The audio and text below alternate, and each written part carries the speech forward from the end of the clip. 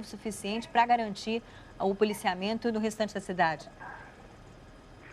Bom, na verdade, nós estamos falando de uma área muito grande, densamente povoada, desorganizada em termos urbanísticos, com dificuldades de locomoção, principalmente de viaturas. O próprio blindado do Batalhão de Operações Especiais da Polícia Militar encontra uma certa dificuldade para chegar aos pontos mais elevados. Isso significa uma morosidade para a tropa percorrer essa distância a pé. Talvez seja o motivo que o retraimento dos marginais e o acesso, e que nós podemos ver nas imagens aí da Globo News, de deslocamento entre Vila Cruzeiro e o complexo de favelas do Alemão, tenha permitido que a polícia não conseguisse chegar, por conta de ter seu efetivo empregado para isso.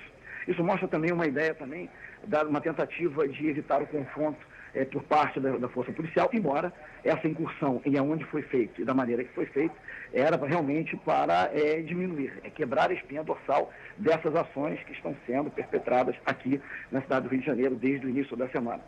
Então, a dificuldade muito grande, talvez, desse deslocamento de policiais para essa tentativa de interceptação, ela se dá por conta disso. Mas é muito importante nós termos a exata noção do que nós, sociedade, e as nossas polícias, tanto militar quanto civil, e a Marinha, como nós vimos agora, a reportagem do nosso secretário, Dr. Beltrame, falando a respeito disso, é o que nós estamos enfrentando. É um momento muito importante para a sociedade tomar consciência daquilo que as polícias enfrentam e da necessidade de maior investimento na segurança pública, e não é simplesmente aumento de efetivo, é investimento em tecnologia, num equipamento como esse do Globocop, que tem essa capacidade, na distância que ela tem, de perceber os detalhes e que nós podemos perceber por televisão, pelas imagens geradas pela Globo News. Então é muito importante que nós tenhamos consciência disso. Enquanto a sociedade deixar a mercê dos seus representantes na Assembleia Legislativa, na própria chefia do Executivo, que façam tudo e não cobremos deles, significa que nós vamos permitir que essa política, ao longo dos últimos 30 anos, e dentro de uma política de enfrentamento, e que normalmente ela tem o efeito de curto prazo, e que nós aplaudimos, mas que não produz o estado de paz necessário para nós podermos viver numa cidade como o Rio de Janeiro, que pretende receber uma Copa do Mundo e os Jogos Olímpicos. Temos que ter atenção para isso. Olha só, nós Paulo, temos, a gente está nesse acompanhando... momento, com a exata noção do que está acontecendo no Rio de Janeiro pelo poder dos criminosos. Pois é, eu queria exatamente chamar a atenção para eles correndo aí na imagem que a gente tem ao vivo. Eles estão correndo aí no meio do mato. Há pouco eles aparentemente viram que perceberam que estavam sendo filmados, até ergueram as armas. Eles estão aí junto a torres de energia, quer dizer, tanto uma área bastante alta aí do morro, torres de alta tensão, de transmissão de energia. E eles estavam ali apinhados e agora eles correm. Então, a gente se pergunta o que está acontecendo. Eles possivelmente têm algum tipo de comunicação por celular e rádio, né, Paulo? Não tenha dúvida disso. A comunicação por rádio é muito comum nas comunidades e por telefone também. Com certeza, essa comunicação está sendo monitorada. Tá? É importante que as polícias estejam integradas nesse sentido, de poder, além de identificar e saber como fazê-lo, agora, sabendo que essa interceptação ela vai produzir um confronto de uma dimensão que nós ainda não tivemos notícia no estado do Rio de Janeiro, em nenhum lugar do nosso país. Então, é muito importante agora, e com certeza os responsáveis por essa operação estão tendo todo esse cuidado, tá, para não, dentro desse estado que nós estamos vivendo agora, não chegarmos a um ponto de termos uma situação que fique muito difícil, para a própria sociedade depois em tentar buscar uma solução. Bom, a gente está tendo aí agora uma outra imagem do outro lado do morro, aparentemente.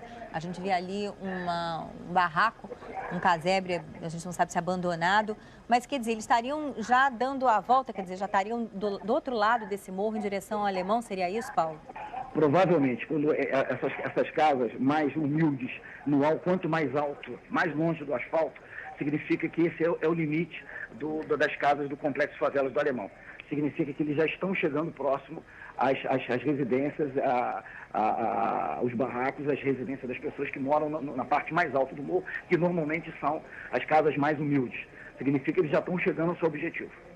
Bom, é impressionante a extensão dessa mata, né? Que é bastante grande, a gente já está acompanhando há bastante tempo, há mais de 1 hora já esse deslocamento deles a pé. E como você disse mais cedo, é uma região que eles dominam, né? Eles conhecem essa região, quer dizer, não há um risco deles se perderem aí nesse mato, né? Na verdade, o que eles estão fazendo, eles já conheciam isso, são rotas já pré-determinadas numa situação como essa.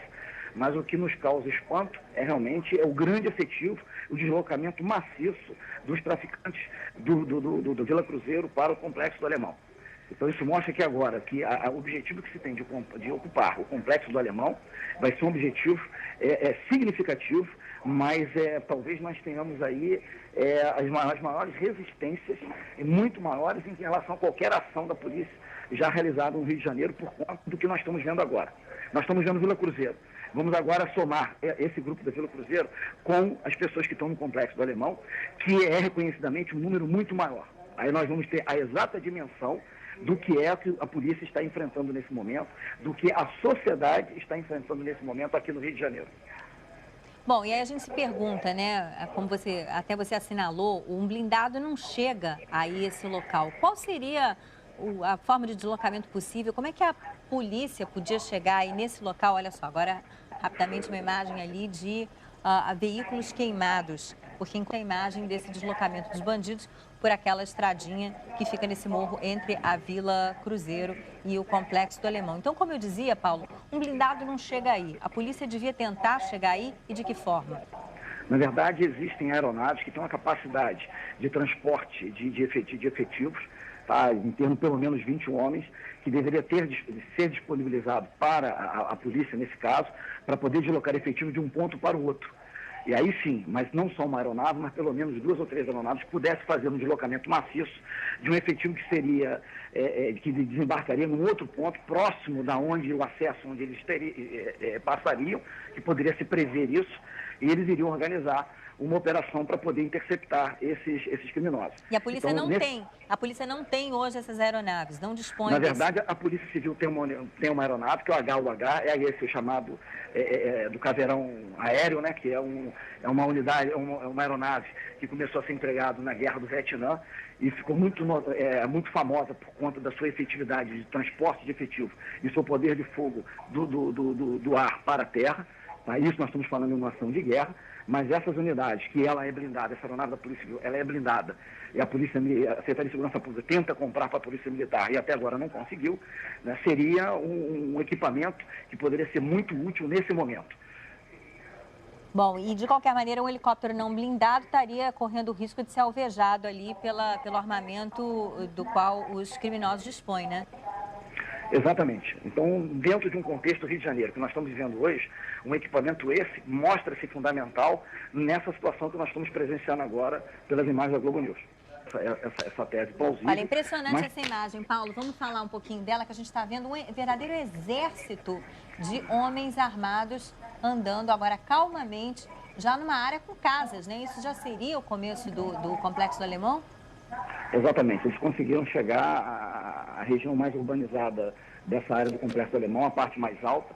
Então significa que agora vai ser muito mais difícil a identificação e interceptação desses criminosos, desde que eles se desfaçam dos fuzis, da carga que eles estão transportando.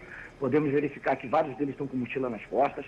Nós estamos falando que devem ser armamento, pode ser munição, pode ser drogas, pode ser documentação do narcotráfico, daquilo que eles utilizam na sua contabilidade.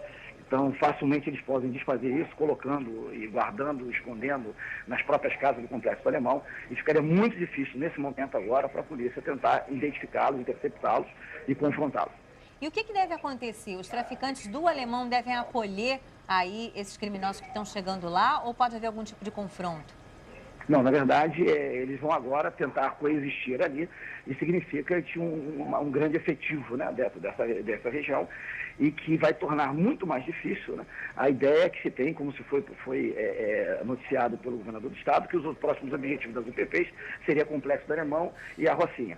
Então, mostra a verdadeira dimensão, como nós podemos ver exatamente na imagem que está passando agora, tá? A dificuldade que vai se ter da gente implantar uma unidade policial pacificadora nesse local, em razão do que nós estamos presenciando agora. É realmente impressionante, alguns deles estão vestidos de uma forma que de longe a gente fica até na dúvida se seria um policial ou seria um traficante. Outros não, estão sem camisa, e tem muitos meninos, né? Quer dizer, tem rapazes ali que aparentemente são menores de idade, né? Não tenho dúvida disso. Esse é um grande problema que nós temos, é o envolvimento de menores de idade com o narcotráfico, né, a opção que eles têm, né, em termos de obtenção de recursos rápidos, trabalhando para o narcotráfico como soldados. Muitos você pode perceber que só estão transportando material, não estão armados. Então significa que questionam o que eles estão transportando, pode ser outras armas que estão deslocando, mas o mais importante é o poderio bélico desses criminosos. Tá? Então nós estamos falando de uma quantidade de fuzis aqui que vai chegar em torno de 200 a 300, a gente pode rever essas imagens posteriormente para tentarmos contabilizar isso, mas mostra o poder, né, que eles detêm em razão do que nós estamos vendo ao longo dos anos.